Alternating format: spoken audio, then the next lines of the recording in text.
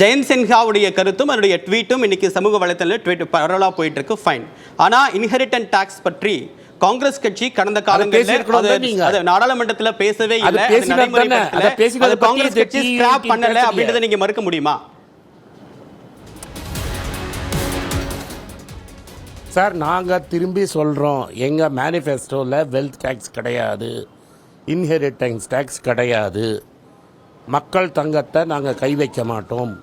மக்கள் தங்கத்தை வட்டி கடையில் வைக்க வச்சது மோடி 2 வாட்டி. ஒரு வாட்டி டிமானிட்டைசேஷனில் தாய்கால் நகை வட்டி கடைக்கு போச்சு.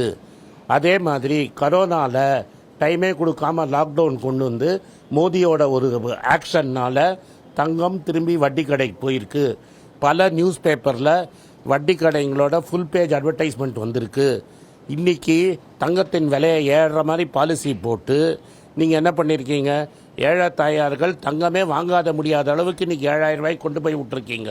இதுக்கெல்லாம் நீங்கள் மோதியை கேள்வி கேளுங்களேன்.